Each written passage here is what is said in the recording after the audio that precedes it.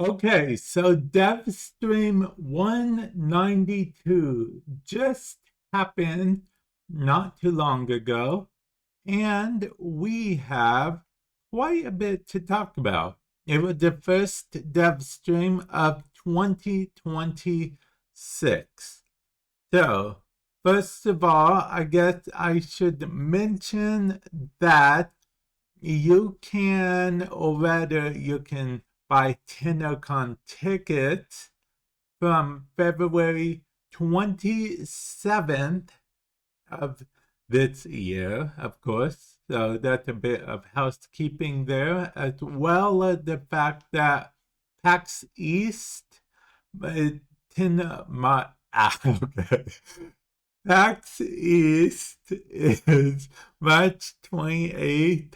I don't know what happened there. I was reading my notes and it said TennoCon right under, and then so my brain was all like, oh, all that stuff is happening. But yeah, PAX East, March 28th, is going to be the Warframe specific booth, panel, stage, whatever they call it. That's what's going to be on that date. So I'm assuming that's when the March dev stream is. There's also some more stuff we know that's coming in March, which I will actually tell you about later on in the video. Stay tuned for that.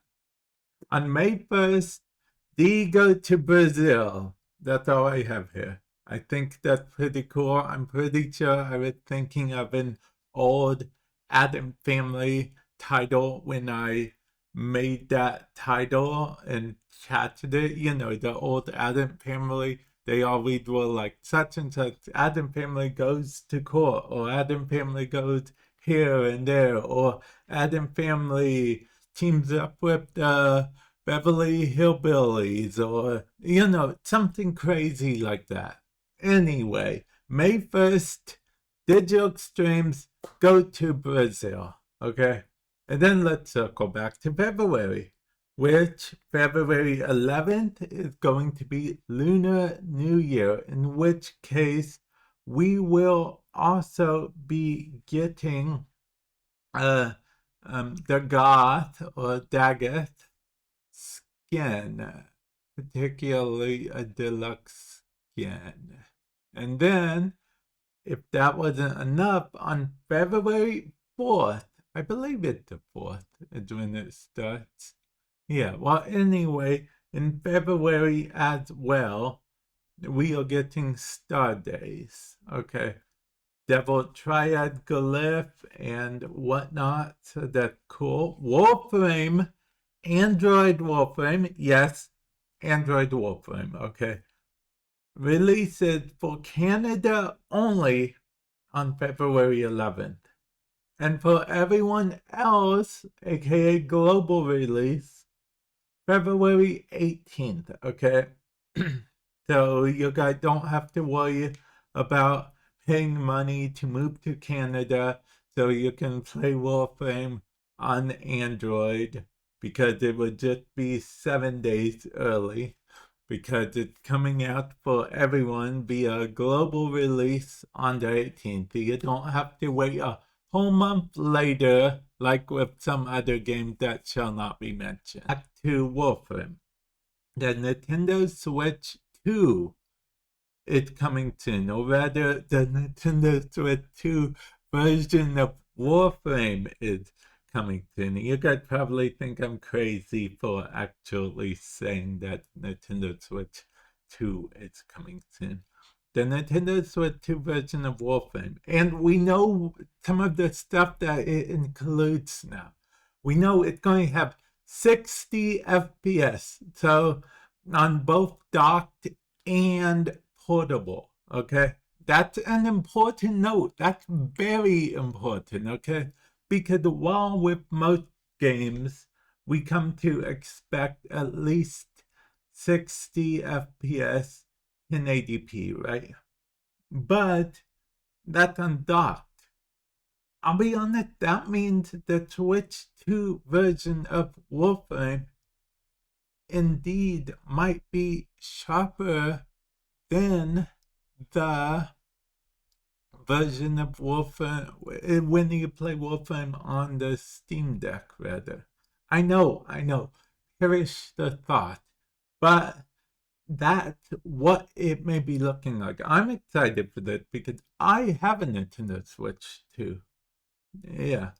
Of course, and since Warframe had cross-saved, basically whatever platform I log in on, the only caveat is if I have a PS5 exclusive or PlayStation exclusive skin on, I won't have that exclusive skin on if I'm on another console or other platform. That's the only caveat there, but it's a small price to pay.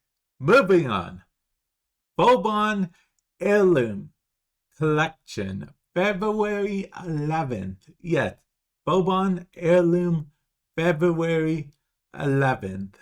And if that was enough, there's also a Bobon rework, February 11th.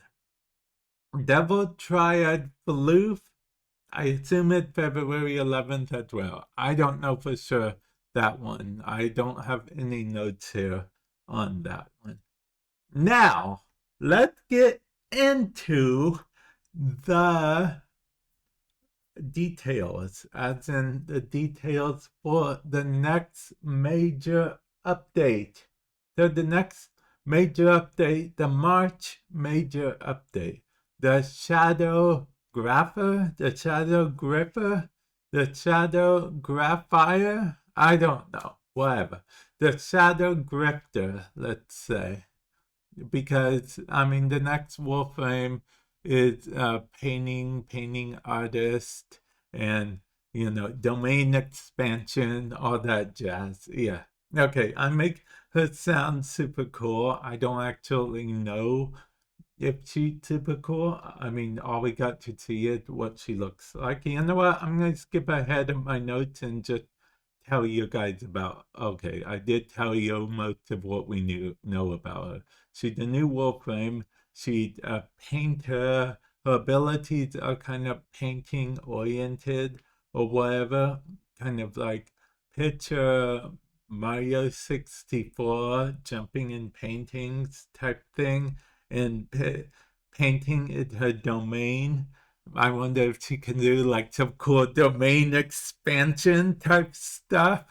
That would be pretty cool, right? Okay, anyway, moving on. It's some bad news, though. I mean, Rebecca hyped it up kind of bit. Yes, she hyped up bad news, okay? She said, prepare for a funeral. Those were her exact words.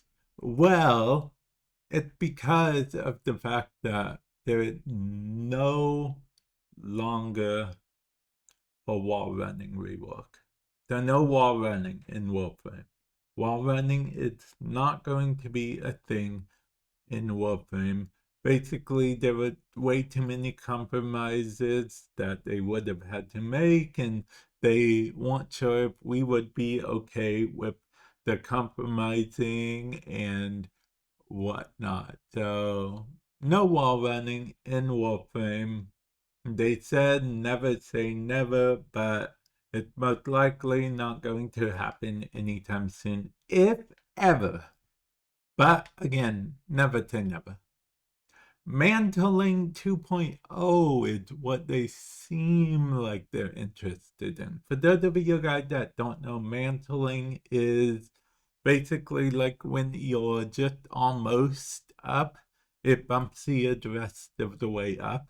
That's a very basic, rudimentary way of explaining it, but that's the gist of it. If you're jumping on up something and you're almost up or almost at that area, it just boosts you the rest of the way. There, it's like, close enough. That's basically mantling. Okay, like I said, very basic concept, but yeah. New lighting system for start of the game. So now the start of the game is going to be all new and shiny, opposed to how it is currently, because they only focus on the start of the game, which makes sense because that's the player's first impression of Warframe.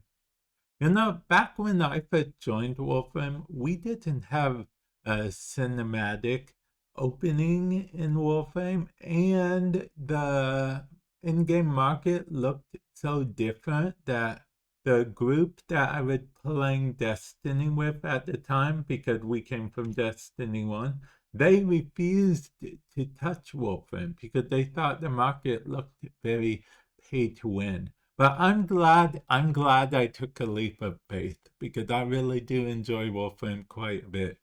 And hey, if I would have, but this is just the proving that first impressions matter quite a bit, And then we're getting new Kuva weapon, new Ghoul weapon, new Tenet weapon to Kuva Bonico. I'm probably pronouncing that wrong.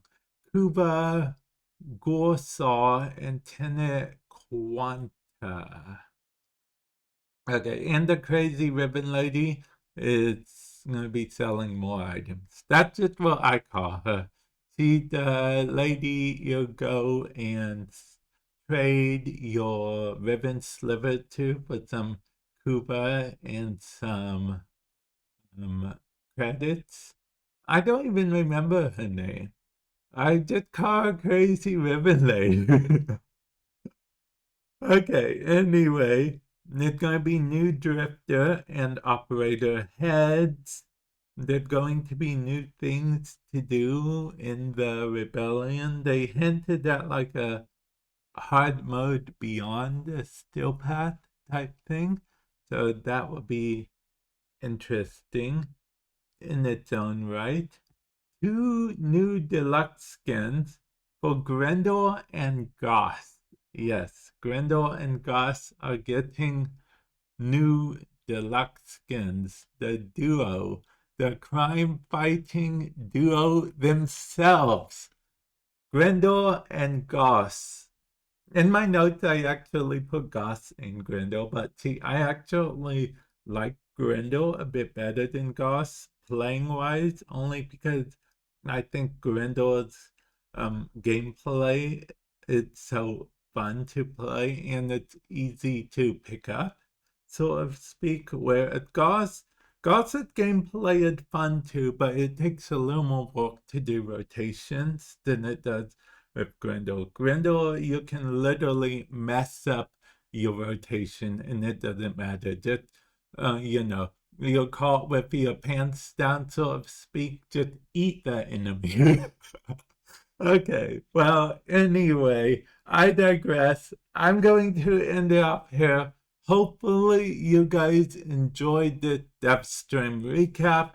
And with that said, I will catch you guys in the future. Later.